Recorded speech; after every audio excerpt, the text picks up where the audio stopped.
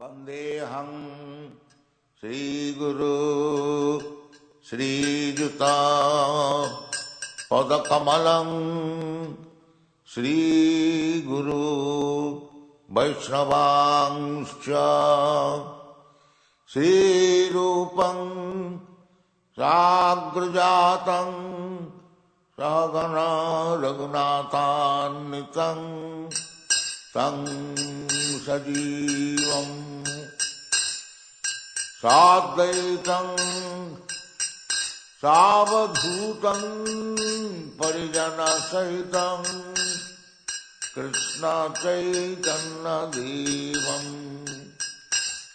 श्रीराधा कृष्णपादां सहगणा ललिता श्रीविशाखान्वितां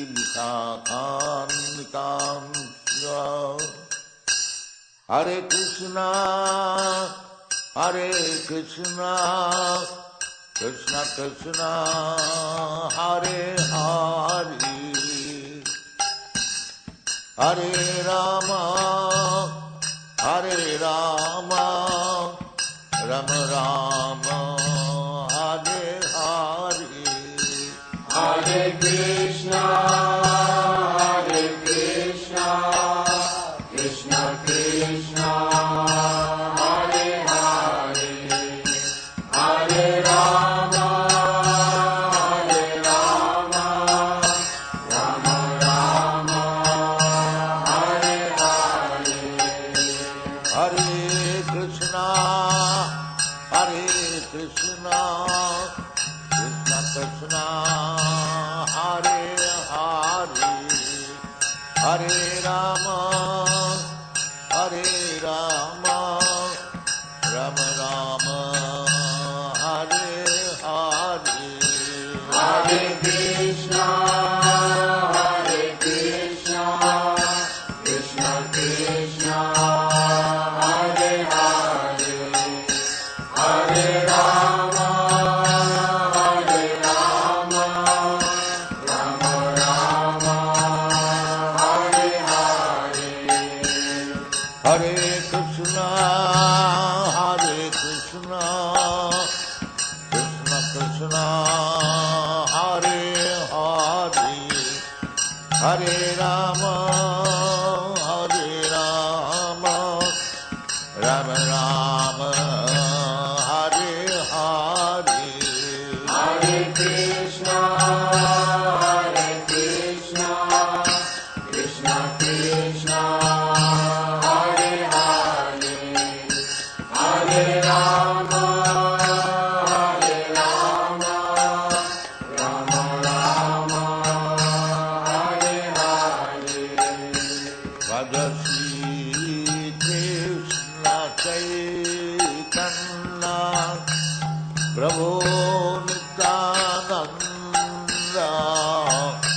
श्री अद्वैत गदाधर शिवासादि गौरभक्तवृंद भज श्री कृष्ण चैतन्य प्रभु नित्यानंद श्री अद्वैत गदाधर शिवासादि गौरभक्तवृंद भज श्री कृष्ण चैतन्य प्रभु नित्यानंद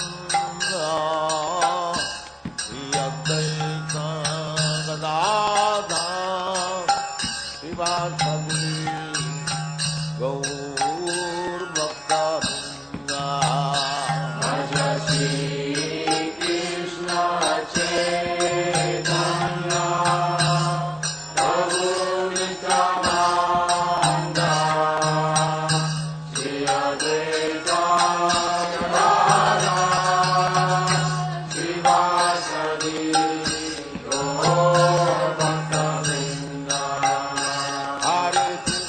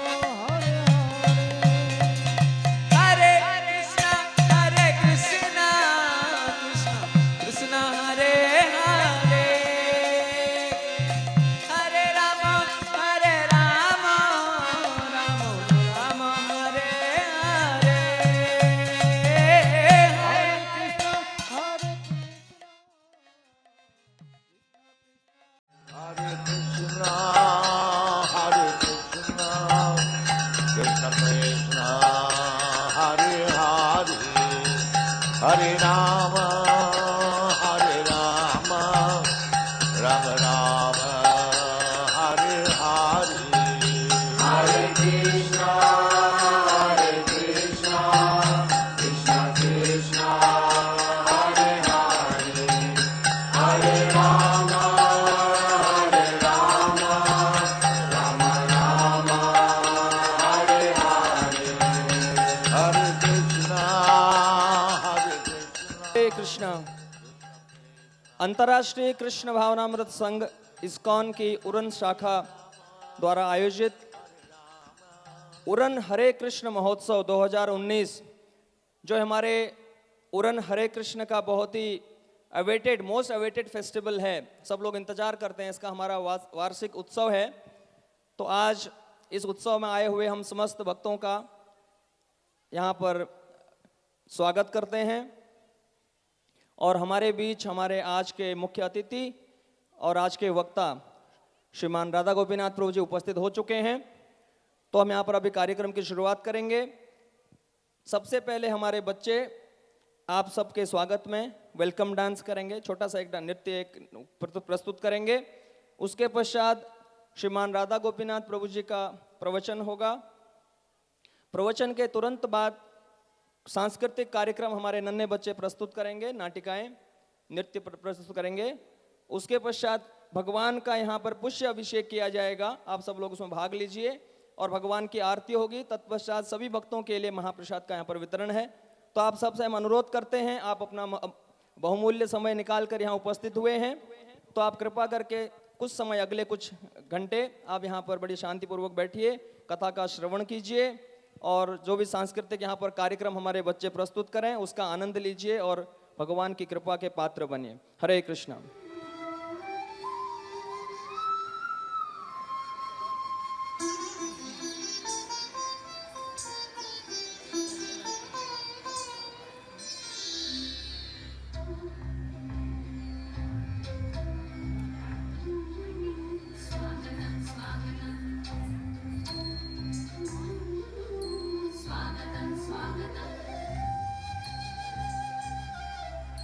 स्वागतं स्वागतं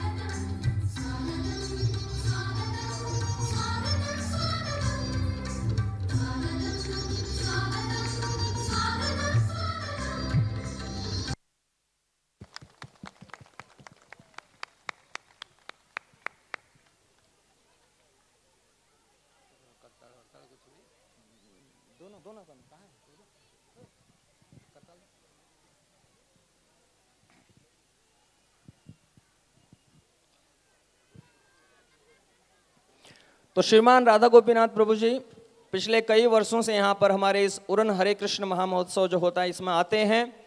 तो आप में से ज़्यादातर लोग प्रभु जी को जानते हैं, उनके विषय में जानते हैं और उन्हें सुन चुके हैं, लेकिन फिर भी हमारे शुद्धिकरण के लिए प्रभु जी का मैं संक्षिप्त परिचय देना चाहूँगा। श्रीमान राधा गोपीनाथ प्रभु जी हियरिंग एंड स्पीच थेरेपी में उन्होंने मास्टर्स किया। उसके पश्चात कुछ एनजीओज के लिए प्रभु जी कार्य करते थे। उसी बीच उनकी रुचि कृष्ण भावनामृत में बढ़ी और उन्होंने अपना संपूर्ण जीवन इस कृष्ण भावनामृत के प्रचार एवं प्रसार के लिए देने का निश्चय किया। पिछले करीब 30 वर्षों से प्रभु जी श्री श्री राधा गोपीनाथ मंदिर गिरगांव चौपाटी में एक फुल टाइम ब्रह्मचारी के रूप में अपनी सेवा दे रहे हैं और श्री श्री राधा गोपीनाथ मंदिर गिरगांव चौपाटी के मंदिर के अध्यक्ष हैं, टेम्पल प्रेसिडेंट हैं।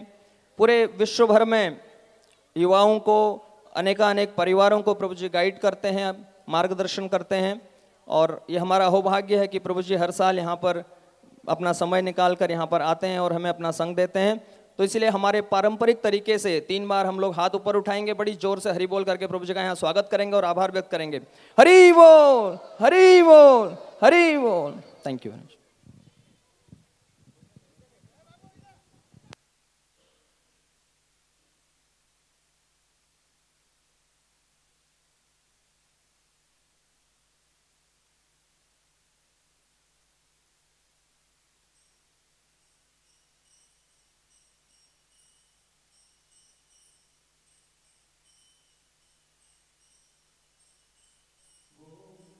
जय जय गोपाल जय जय।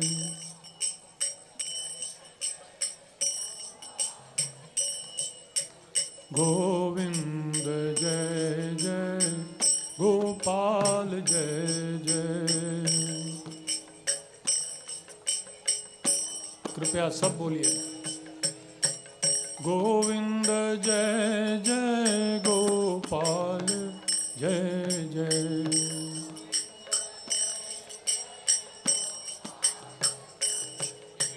राधा रमण हरि गोविंद जय जय।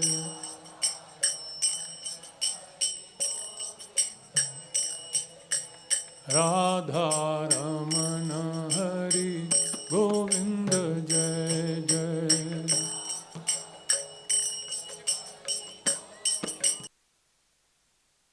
गोविंद जय जय गोपाल जय जय।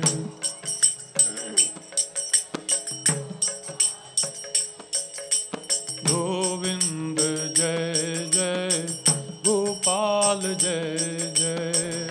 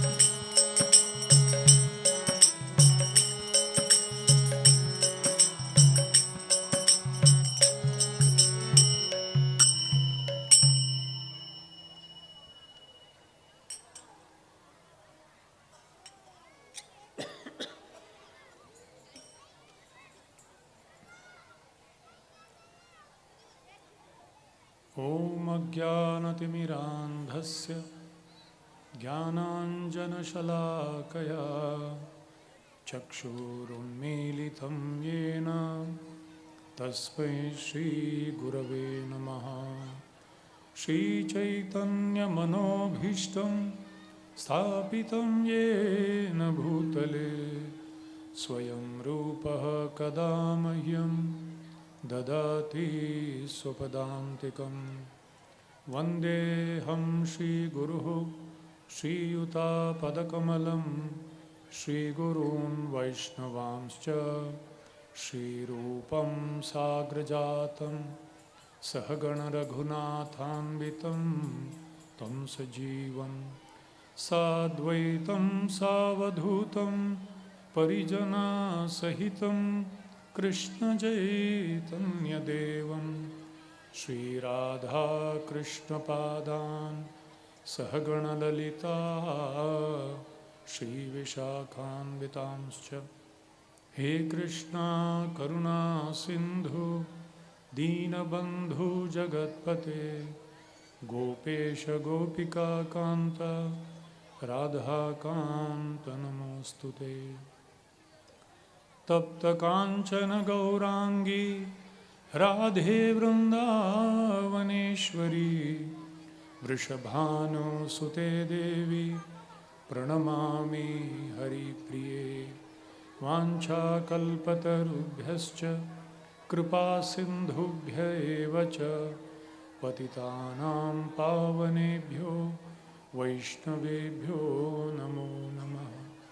जय श्री कृष्ण चैतन्य प्रभु नित्यानंद श्री अद्वैत गदाधर श्रीवासदि गौर भक्तवृंद।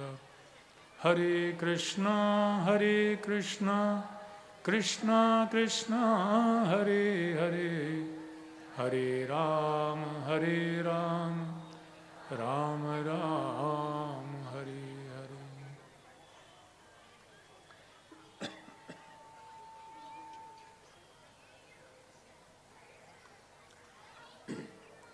हरे कृष्ण।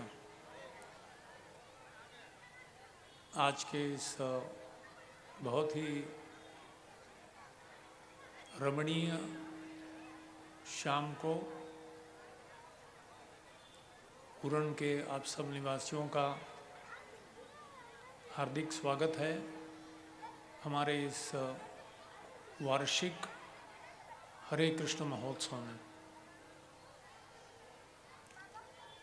ये उत्सव नए साल के शुरुआत में हम मनाते हैं।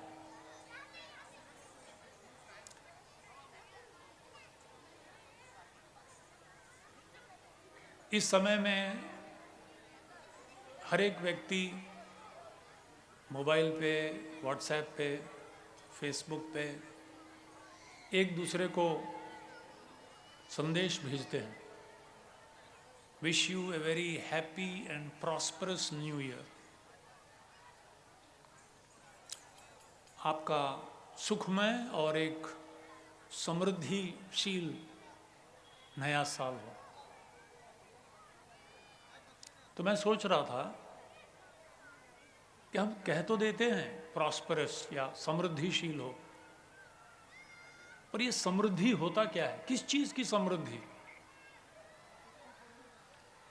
हाल ही में कुछ दिन पहले मुझे एक विद्यालय में बुलाया गया था, स्कूल में, और वहाँ वो शिक्षकों के लिए मुझे कुछ कहने के लिए बताया गया जो बच्चों का मूल्य शिक्षण लेते हैं, वैल्यू एजुकेशन।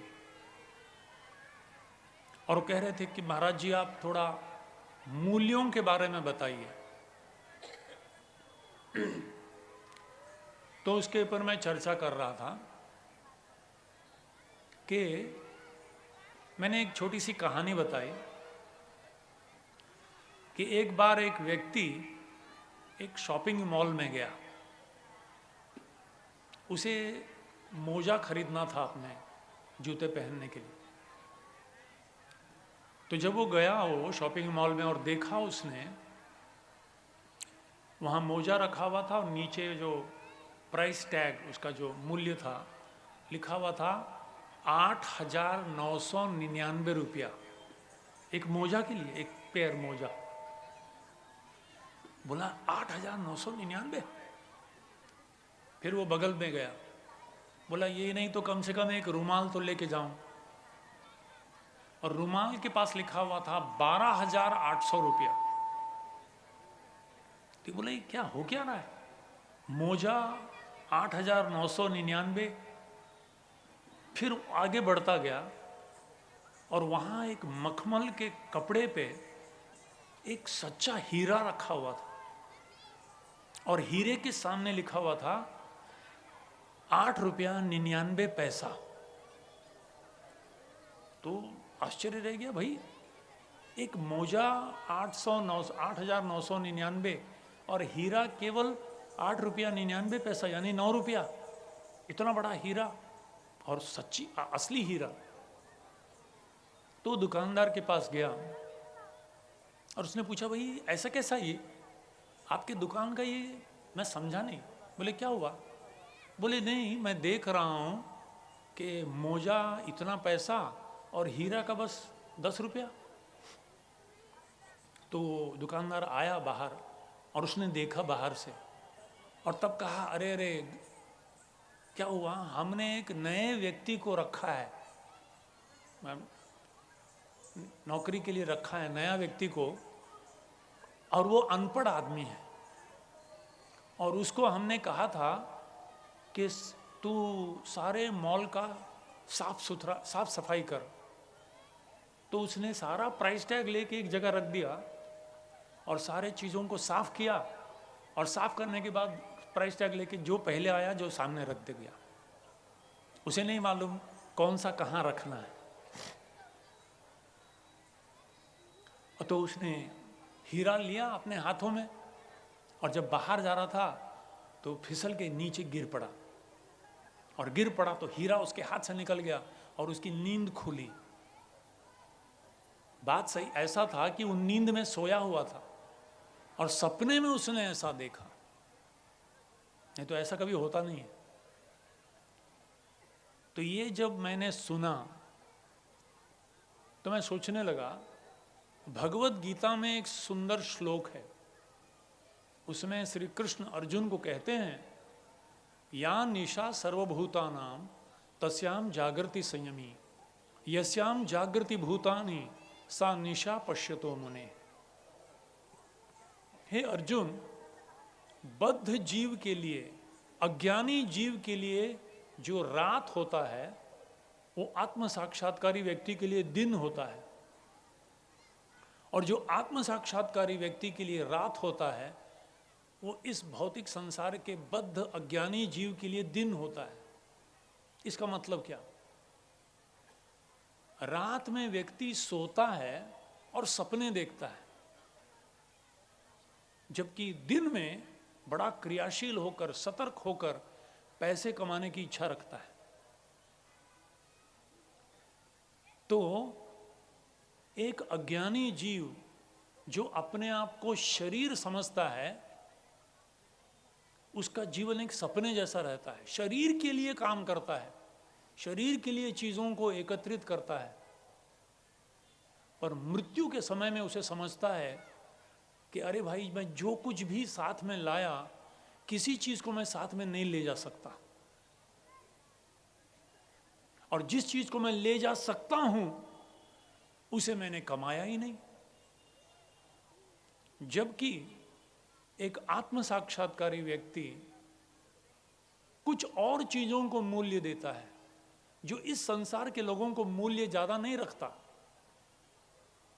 इस संसार के लोगों को जो मूल्य नहीं लगता, आत्म साक्षात्कारी व्यक्ति के लिए बहुत मूल्यवान है। और जो इस संसार के लोगों के लिए बहुत मूल्यवान लगता है, एक बुद्धिमान, ज्ञानी, आत्म साक्षात्कारी व्यक्ति उसको उतना महत्व नहीं देता। ये बहुत ही विचार करने वाली बात है कि किस चीज को मूल्य देना चाहिए और किस चीज को नहीं। मैं आज उड़न आते वक्त बम्बई से आया तो मैं बोट से आया, प्रभु जी मुझे ले आए आराम से, पार कराए नैया, भजो कृष्ण कन्हैया। तो एक बार एक व्यक्ति, कप्तान एक छोटे से जहाज का, लोगों को लेकर वो जहाज में जा रहा था और दुर्भाग्यवश वो जहाज डूब गया। किसी को तैरना नहीं आता था, सब डूब गए। एक ही व्यक्ति बचा और वो था उस जहाज का कप्तान।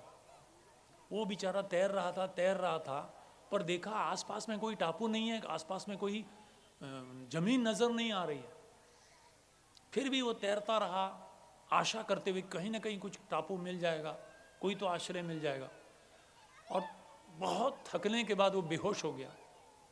बेहोश होकर एक उठा तो उसने देखा एक समुद्र के तट पर आके वो वहां लेटा हुआ है। और जब उठा, उठ के देखा कि 50 लोग ऐसे खड़े हैं, 50 लोग इस तरफ से खड़े हैं, और सब लोग हार लेके खड़े हैं। कोई अच्छे अच्छे वस्त्र लेके खड़ा है, कोई मुकुट लेके खड़ा है, कोई तलवार लेके खड़ा है, कोई जूते लेके खड़ा है, बड़े अच्छे राजा महाराजा के जूते। तो ये समझा नहीं भाई क्या हो क्या रहा है। मैं यहाँ आया हूँ समुद्र के तट पर, डूबते डूबते बच के आया, और ये लोग सब मेरा सत्कार करने के लिए आ रहे हैं। किसी ने आया उनको जूते दिया, किसी ने आया उनको वस्त्र दिया, मखमल के वस्त्र, किसी ने उनको मुकुट लगाया, किसी ने उनको ढाल और तलवार दिया, और सब घोषणा करने लगे महाराज की जय हो, हमारे महाराज की जय हो। और सीधा ले जाके महल में राज सिंहासन पर उसको बैठा दिए। उसको अजीब लगा, अरे ये मान या ना मान, मैं तेरा मैं अली से कैसा लिया, ये लोग जानते नहीं मुझे और मुझे सीधा सिंहासन पर बैठा दिया। खैर उसे अच्छा लगा, राज्य करने लगा। कुछ महीनों के बाद उसने मंत्री को एकांत में बुलाकर ले गया और मंत्री से पूछा, राजा ने बोला मंत्री सच बता, तुम लोग मुझे पहचानते नहीं हो, मुझे जानते नहीं हो, और मैं तो डूबते डूबते मर के आके वहां पड़ा हुआ था समुद्र के तट पर, तुमने मुझे राजा कैसा बना दिया। तो मंत्री ने कहा अब आप अगर सुनने के लिए तैयार हो और मुझे सजा नहीं दोगे तो आपको मैं या इस देश का रहस्य बताता हूं। तो महाराज ने बोला हाँ सुनाओ भाई। बोले हमारे देश का एक नियम है। अच्छा ये क्या नियम है? बोले जो भी ऐसा नया व्यक्ति आता है उसको हम अपने इस राज्य का राजा बना देते हैं। अच्छा कब तक? बोले 5 साल तक। उसके बाद हम उसको खींच के उतारते हैं नीचे, उसका मुकुट निकाल देते हैं, कपड़े वपड़े उतार देते हैं, और उसको रस्सी से बांधकर एक नाव में डालकर वो दूर में वो टापू दिख रहा है ना, वहां उसको फेंक के आ जाते हैं, जहां पेड़ भी नहीं है, कुछ घर नहीं है, पत्थर नहीं है, सिर्फ बालू है, एक बूंद पीने का पानी नहीं है, एक घास का तिनका नहीं है, और वहां भूख और प्यास से वो आदमी मर जाता है। फिर राजा ने पूछा फिर क्या होता है? फिर हम समुद्र तट पर आकर राह देखते रहते हार लेके, अगले बार जो आया उसको पहनाते, उसको 5 साल में बैठाते। तो राजा बोला तो मेरा तो ऑलरेडी 6 महीना हो गया, हाँ 4.5 साल तक मजा करो आप, उसके बाद तो आपको बांध के हम लोग वहीं डालेंगे। तो राजा की नींद उड़ गई। 3 दिन के बाद उसने अपने सारे नागरिकों को बुलाया, मंत्रियों को बुलाया, सेनापतियों को बुलाया, सबको बुलाया और कहा बड़े बड़े जहाज लेके तैयार करो और अपनी सारी धन संपत्ति लेके आ जाओ। सब लेके आ गए। बोले जहाज में सब लोग बैठो, मैं हूं राजा मैं बोल रहा हूं। सब बैठ गए। बोले चलो मेरे साथ, और सबको लेके उस टापू पे गया जो पूरा रेगिस्तान जैसा था, और बोला आप लोग सब अभी यहीं रहेंगे और यहाँ हम लोग सुंदर बगीचा बनाएंगे, यहाँ हम लोग सुंदर सुंदर पेड़ का वृक्ष का आरोपण करेंगे, और 1 या 1.5 साल के अंदर वो टापू जो एकदम सुनसान था वो इस राज्य से भी ज्यादा हरा भरा हो गया।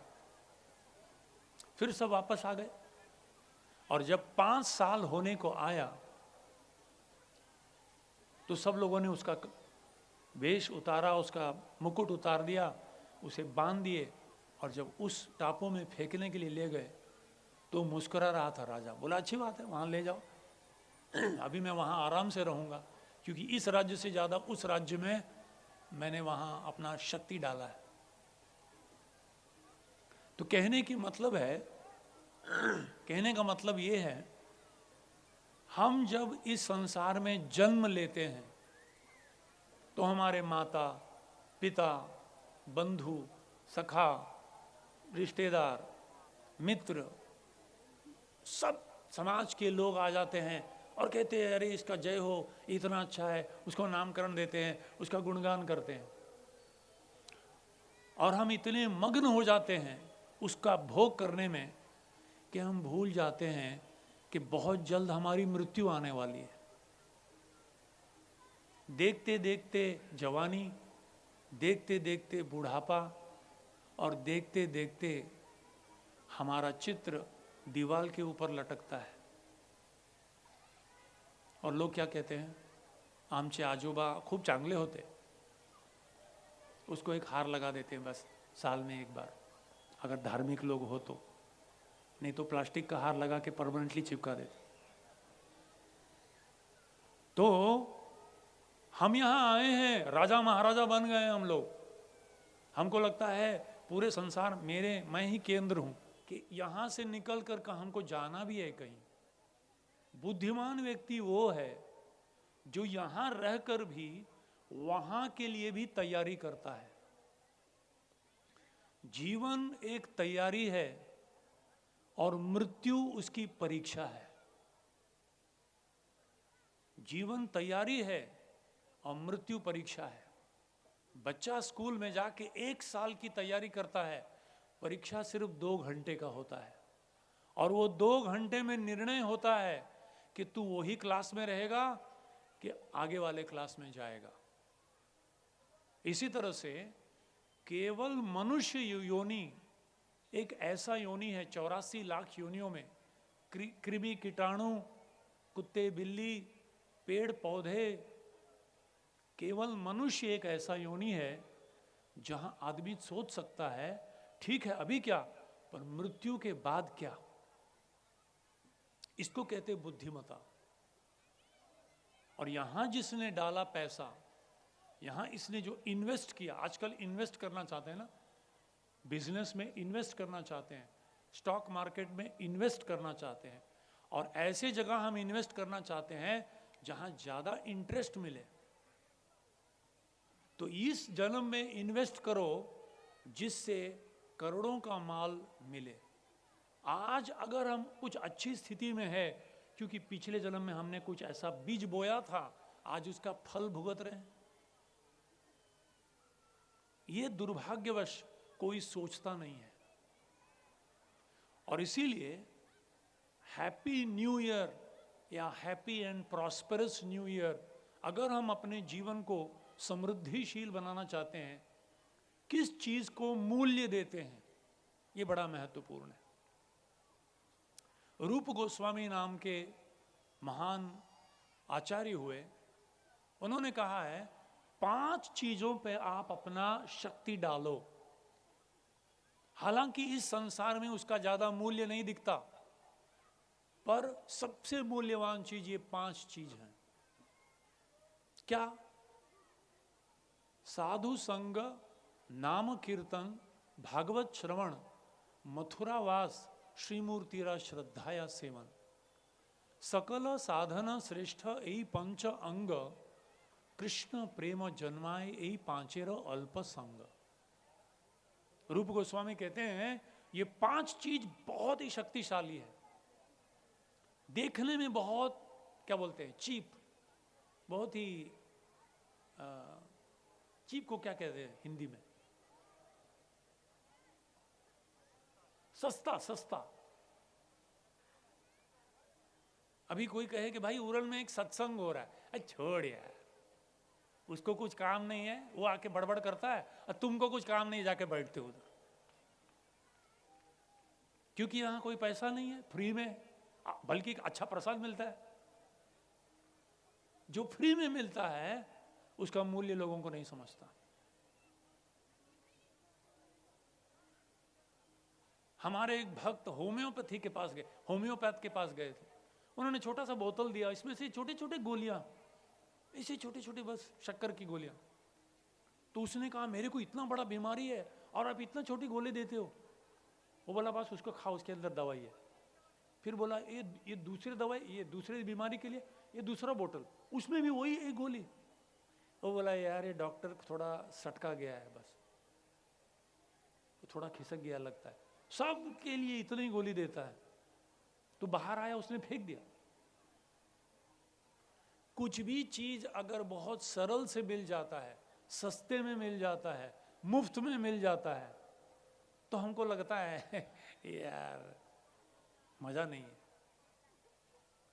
पर वही किसी चीज को 1000, 10,000, 15,000, 20,000 रुपया लेके दो, तब लगता हाँ कुछ तो किया हमने, खून पसीना एक करके हमने कमाया।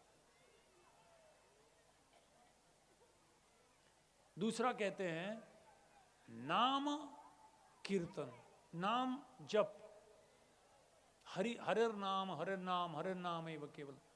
अब कोई भी ले सकता है नाम, कोई भी ले सकता है नाम,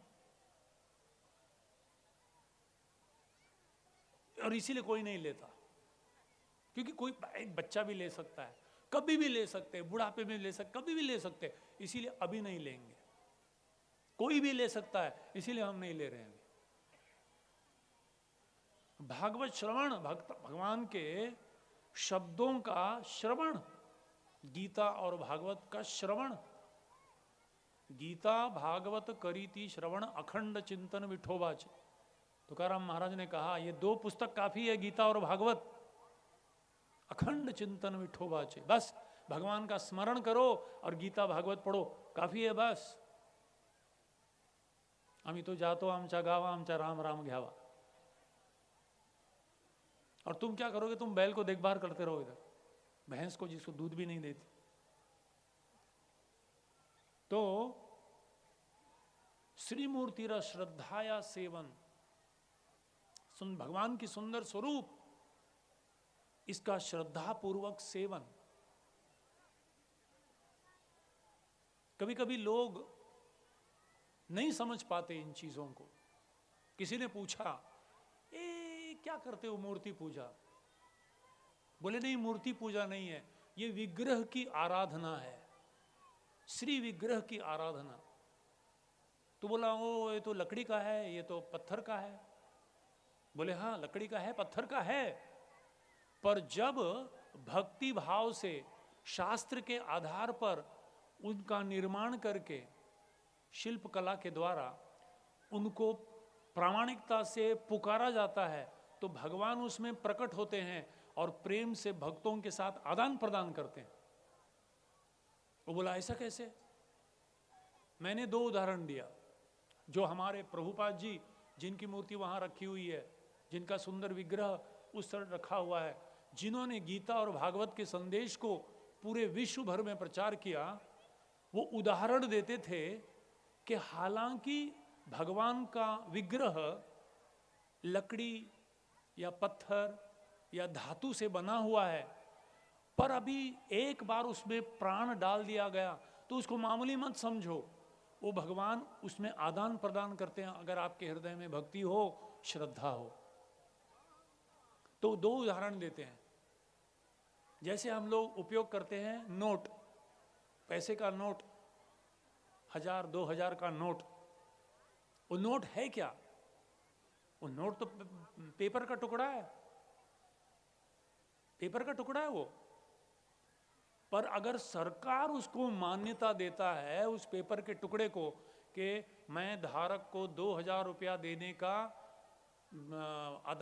वादा देता हूं, तो फिर हालांकि वो पेपर का टुकड़ा है, अभी पेपर का टुकड़ा नहीं है, वो 2000 रुपया हो गया हो। क्यों?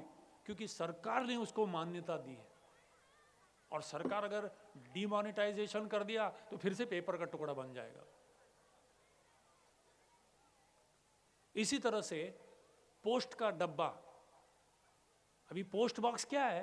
पत्रे का डब्बा है वो।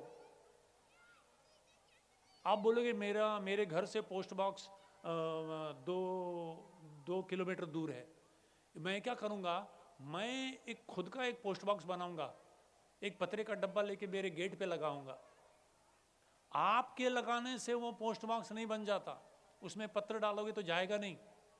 पर सरकार के द्वारा अधिकृत एक बक्सा अगर पोस्टल डिपार्टमेंट ने लगाया, उसमें अगर आप चिट्ठी लिख के एड्रेस लिख के डाले तो जिसके लिए डाले वहां तक जाएगा वो पत्र।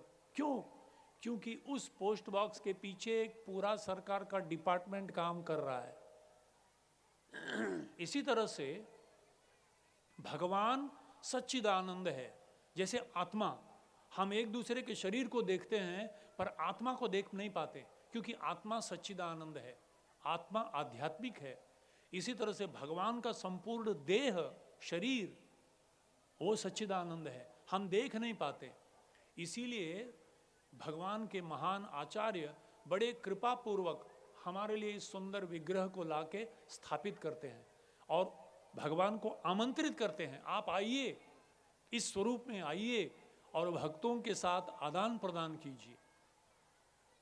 प्रतिमा नहीं साक्षात तुम्ही ब्रजेंद्र नंद। अब ये प्रतिमा नहीं है।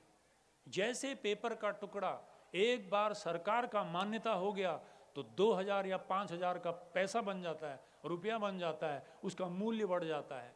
जैसे एक पत्रे का डब्बा सरकार ने उसको अधिकृत करके कहीं डाला तो पोस्ट बॉक्स बन जाता है।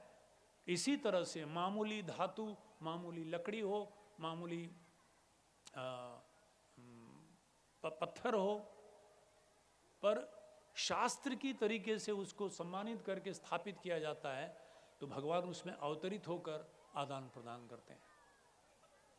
तो ये सब मूल्यवान चीजें हैं, पर क्योंकि बहुत ही सस्ते में, बहुत ही आसानी से, बहुत ही सुलभ से उपलब्ध हो जाता है तो हम लगता है कि नहीं ये सब क्या है, इसके पीछे कोई विज्ञान नहीं है। तो ये बहुत ही महत्वपूर्ण बात है। देखिए, जब व्यक्ति भगवान के साथ अपना संबंध जोड़ता है, हम भूल गए हैं और भूल के विमुख होकर यहां आए हैं। जिस दिन हमने भगवान के साथ संबंध जोड़ा उस दिन हम सुंदर हो जाते हैं, सुंदर हो जाते हैं भगवान की आंखों में। इस संसार में हर एक व्यक्ति सुंदर बनना चाहता है। सच बताइए, कितने लोग सुंदर लगना चाहते हैं? हाथ उठाइए। अगर कोई नहीं उठा रहा तो झूठ बोल रहा है। अरे कौन सुंदर नहीं बनना चाहता? आईने के सामने खड़े होकर हमको तो लगता है कि भाई शाहरुख खान के बाद मेरा ही नंबर आना चाहिए, या ऐश्वर्या राय के बाद मेरा नंबर आना चाहिए। कौन सुंदर नहीं बनना चाहता? सुंदर हर एक व्यक्ति बनना चाहता है, पर सुंदर बनने का तरीका नहीं मालूम लोगों को। मैं आपको एक ब्यूटी पार्लर का एड्रेस दे रहा हूं। आपके पास पेन, कलम और पेपर है तो लिख लो। एक सुंदर ब्यूटी पार्लर का एड्रेस दे रहा हूं। वहां जाने के बाद जब बाहर आओगे तो कोई आपको पहचान नहीं पाएगा, इतना सुंदर हो जाओगे। आप लोग तैयार हैं तो मैं देता हूं, बाद में मिलिएगा प्रवचन के बाद। तो ये सुंदर बनने का तरीका क्या है? आप में से कितने लोग रामायण पढ़े हो? हाथ उठाइए। कितने लोग रामायण पढ़े हो? कम से कम हाथ में लिए हो, सुने हो कम से कम। रामायण में 7 कांड है। बाल कांड, अयोध्या कांड, फिर अरण्य कांड, फिर किष्किंधा कांड, सुंदर कांड, युद्ध कांड और बाद में उत्तरकांड, ये तो समझ में आता है। बाल कांड, भगवान की बाल्य लीला। अयोध्या कांड, अयोध्या में मंथरा ने बहुत बड़ा कांड किया, इसीलिए राम को 14 साल वनवास जाना पड़ा। अरण्य कांड, भगवान दंडकारण्य में प्रवेश किए। किष्किंधा कांड, किष्किंधा में सुग्रीव और वाली का बहुत बड़ा कांड हो गया। युद्ध कांड, युद्ध हुआ। उत्तरकांड जो बाकी बचा वहां। पर ये बीच में सुंदरकांड कैसा आ गया? सुंदरकांड नाम कैसे पड़ गया? किस, इसमें सुंदर क्या है? कौन है इसमें सुंदर?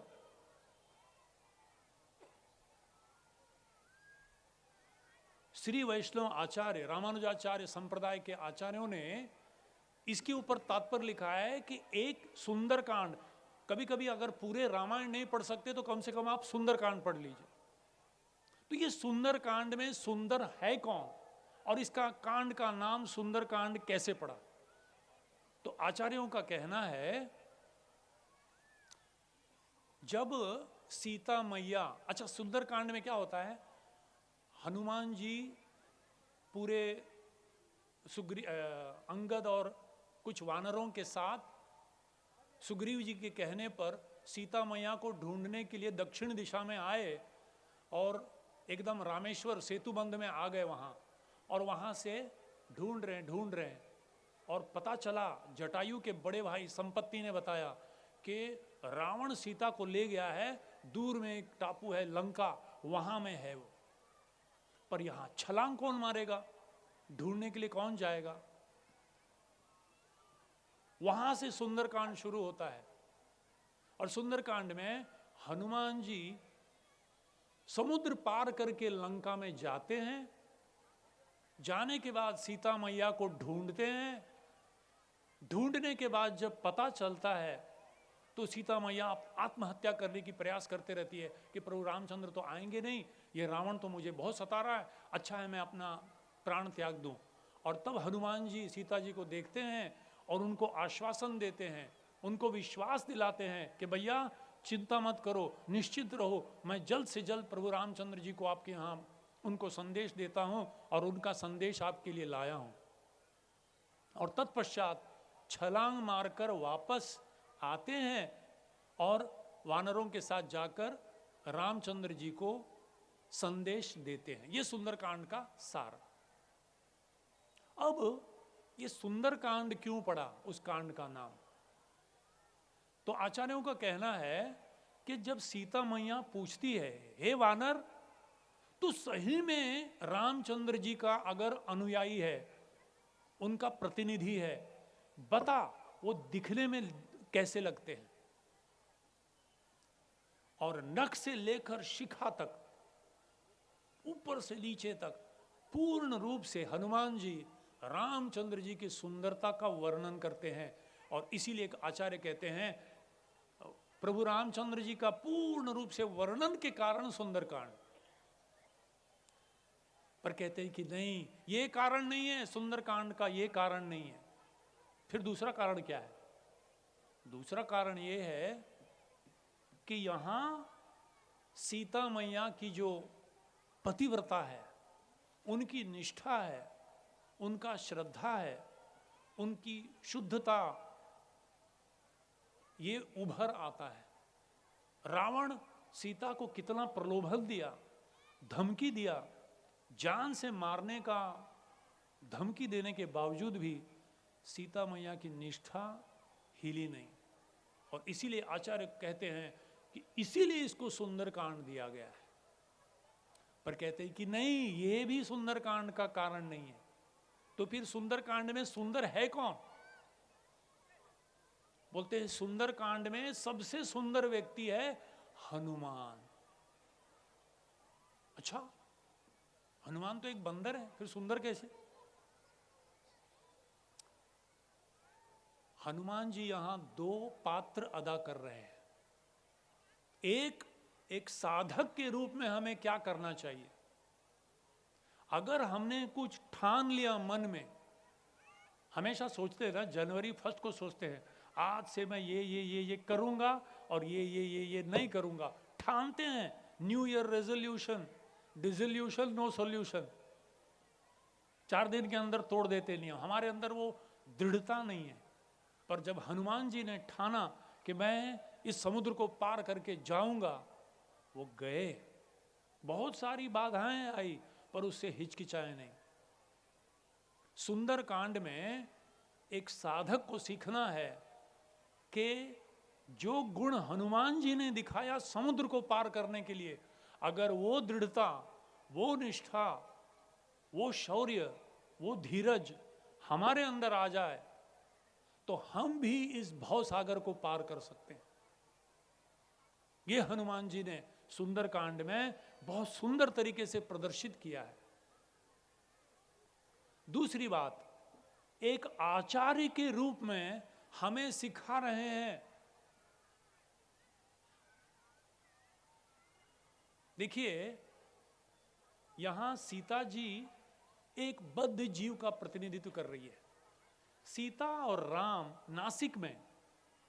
नासिक में दंडकारण्य में सीता और राम साथ में थे, और तब रावण के कहने पर मारीच ने एक सुंदर हिरण बन के आया और सीता को थोड़ा क्या बोलते हैं, उत्तेजित किया, आकर्षित किया। और सीता जी कहने लगी, ते बाला पाइजे, वो हिरण मुझे चाहिए। प्रभु रामचंद्र जी कह रहे, बेचारी इतने सब तक एक चीज नहीं मांगी, कभी इसलिए एक साड़ी नहीं मांगा, कभी एक अंगूठी नहीं मांगा, मेरे साथ चल के आ गई वनवास में, आज पहली बार कुछ मांग रही है और इसे मैं कैसे नहीं दूं। ठीक है सीते, इसके पीछे मैं भागता हूं, उसे लाता हूं, तुझे पकड़ कर लाता हूं। लक्ष्मण जी ने कहा, मत करो। सीता जी से कहते हैं, मत जाओ, ये ब्रह्मा जी की सृष्टि में कोई ऐसा हिरण नहीं है, ये जरूर एक मायावी राक्षस है। पर फिर भी रामचंद्र जी चले जाते हैं, और जब उसका वध करते हैं, मारीच का वध करते हैं, तो मारीच रामचंद्र जी के आवाज में कहता है, हे लक्ष्मण, हे सीते। और सीता जी कहती है लक्ष्मण को, जाओ जल्दी। रामचंद्र जी समस्या में पड़ गए। लक्ष्मण कहता है कि रामचंद्र जी को तीनों लोकों में कोई नहीं मार सकता, माते आप निश्चिंत रहो। तब सीता जी शंका करती है लक्ष्मण जी पे, अभी मुझे पता चला क्यों तुम आए हमारे साथ, ताकि राम चले जाए और तुम मेरा भोग करना चाहते हो। लक्ष्मण जी कहते हैं, हाय राम, क्यों ऐसे सोच रही हो? ठीक है, आप यही चाहती हो। तो लक्ष्मण जी भी चले जाते हैं, और तब रावण आता है और सीता का अपहरण करके त्रिकूट पर्वत के ऊपर श्रीलंका में जाके वहां स्थापित करता है। फिर प्रभु रामचंद्र जी हनुमान जी को भेजते हैं, जो समुद्र को पार करके सीता को ढूंढ के वापस लाकर राम को संदेश देते हैं, और राम जाकर रावण का वध करके सीता को वापस ले आते हैं। सही में भाइयों और बहनों, ये हमारे संपूर्ण शास्त्रों का सार है। भले आपने कोई शास्त्र कभी नहीं पढ़ा हो, आपने गीता नहीं पढ़ा हो, आपने भागवत नहीं पढ़ा हो, आपने रामायण महाभारत नहीं पढ़ा हो, ये 5 मिनट की जो कथा है, इसको अगर आप समझ जाओगे तो आप समझ गए जीवन का सार, शास्त्रों का सार समझ गए, भले आप अंगूठा छाप क्यों ना हो। इसका तात्पर्य क्या है? सीता हम जैसे बद्ध जीवों का प्रतिनिधित्व कर रही है। हम सब रामचंद्र के साथ में थे, हम सब वैकुंठ में थे, हम सब भगवान के धाम में भगवान के बगल में बैठे थे, पर हम भगवान से विमुख होकर माया की ओर देखकर कहने लगे, आह कितना सुंदर लगता है। अरे रामचंद्र जी से भगवान से सुंदर कौन हो सकता है? भगवान के बगल में बैठे हैं। इसीलिए वाल्मीकि मुनि एक शब्द डालते हैं, अभिराम। अभिराम का मतलब राम बगल में खड़े हैं और राम से विमुख होकर उस हिरण की ओर देख रही है जो मायावी है, जो हिरण नहीं है, जो राक्षस है। हजारों लोग ऐसे आते जैसे कि अपना घर का महोत्सव हो, बहुत सारे लोगों को हम इनवाइट नहीं कर पाते, लेकिन खुद से वो इस तरह से आते जैसे उनके खुद का प्रोग्राम हो, तो ये हमारे लिए बहुत गौरव की बात है। इस महोत्सव का ये 8वां साल है और इस पहले महोत्सव में मुझे याद है सिर्फ 500 लोग थे, आज तकरीबन 5000 लोग हो गए हैं। तो ये हमारे लिए इस्कॉन उरण के लिए बहुत बड़ी गौरव की बात है। हम चाहते हैं कि घर घर में कृष्ण भक्ति फैले और हर घर में गीता पढ़ी जाए, हर घर में भारतीय वैदिक ज्ञान का प्रचार फैले और अपने जीवन में भारतीय ज्ञान लोग उतारे। इसी में हमारे हिंदू धर्म की बड़ी गौरव है और हमारे भारत की गौरव गाथा है। तो अभी आपके सामने 3 से 4 साल, 6 से 9 और 9 से 12 इस तरह के अलग अलग एज ग्रुप में 3 छोटे छोटे डांस हो गए भगवान कृष्ण की लीलाओं के आधारित। बच्चे छोटे हैं तो उनसे गलतियां हो सकती है, तो आप अपने खुले दिल से बहुत जोर से तालियां बजा के उनका उत्साह बढ़ाइए। धन्यवाद। हरे कृष्ण।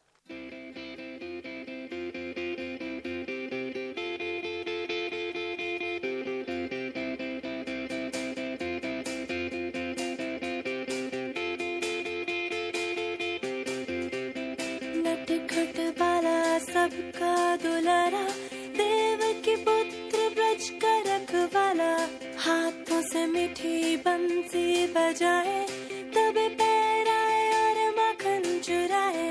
बचपन से ही डीमंस को मारे, जिनसे डरते थे बच्चे बेचारे। ताली बजाओ सारे, गाना है सुरीला, आओ सुनाओ तुम्हें उसकी बाल लीला। कृष्णा मेरा सुपर हीरो, कृष्णा मेरा सुपर हीरो, कृष्णा मेरा सुपर हीरो,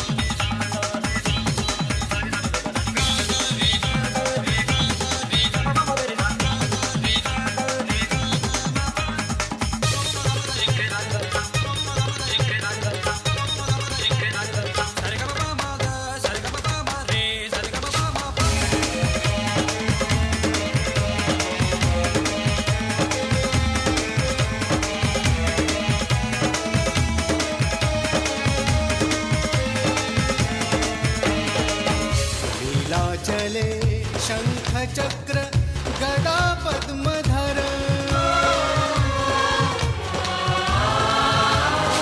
नीलाचले शंख चक्र गदा पद्मधर नदिया नगरे दंड कमंडलुकर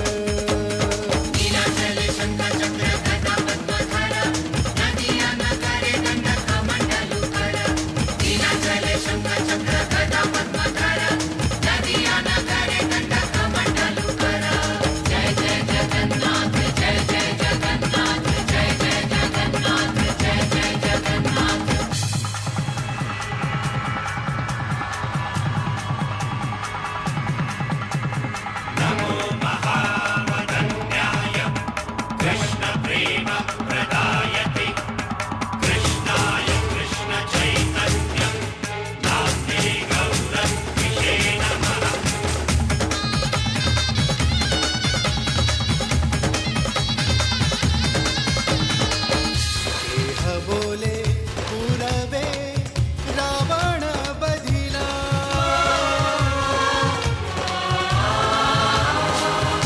देह बोले पूरबे रावण बधिला गोलोके रमय भवलीला प्रकाश करीला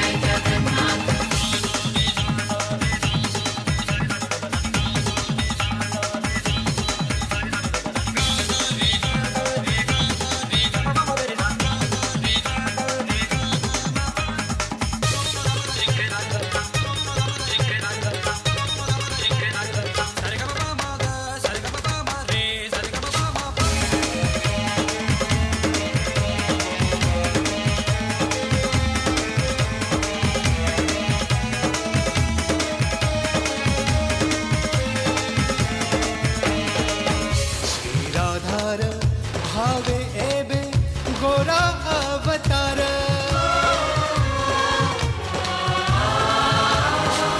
श्रीराधार भावे एबे गोरा अवतार हरे कृष्ण नामा गौर कलीला प्रचार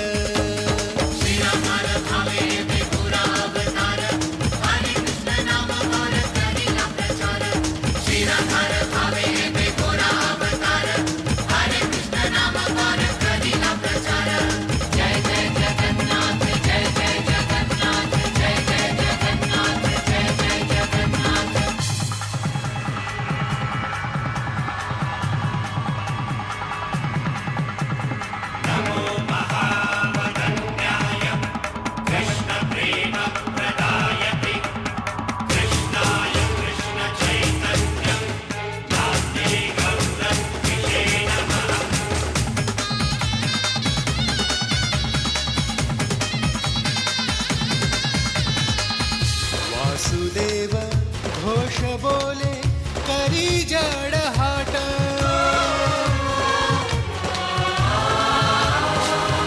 वासुदेव घोष बोले करी जड़ हाट जय गौर से कृष्ण से जगन्नाथ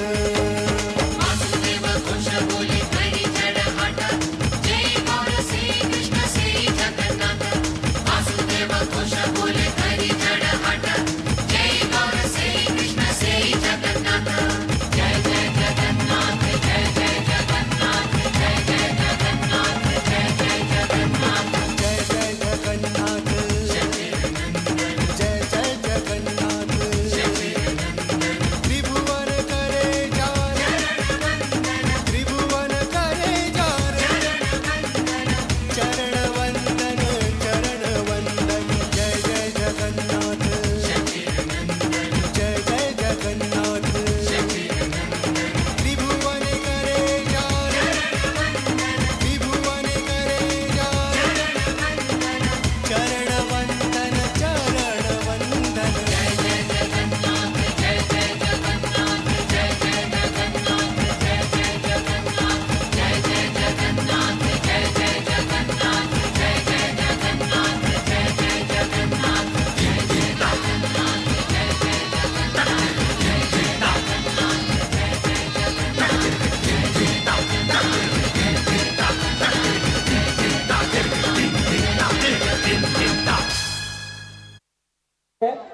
पीछे मेरी बाईं तरफ, ये बाईं साइड से यहाँ पर आप वहाँ से लाइन से आएंगे, इधर प्रसाद लेंगे सभी लोग।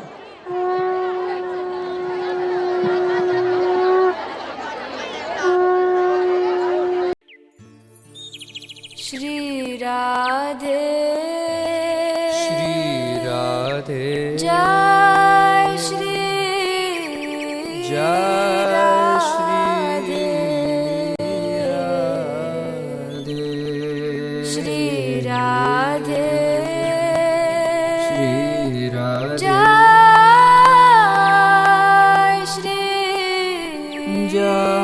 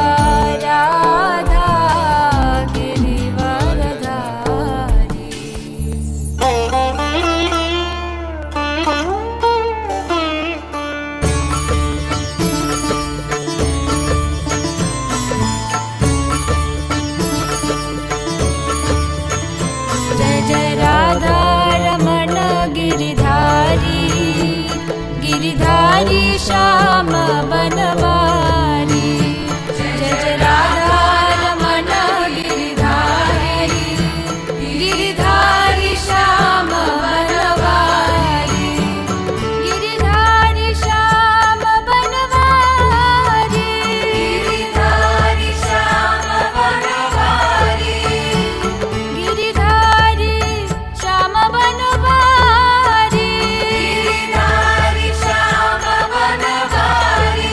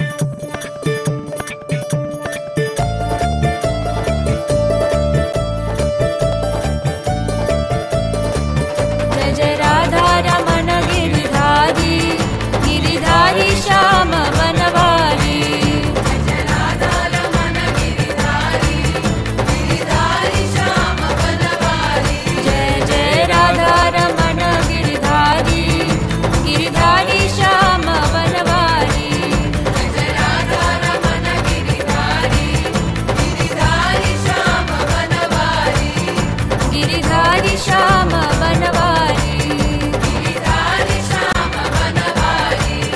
गिरिधारी श्याम बनवारी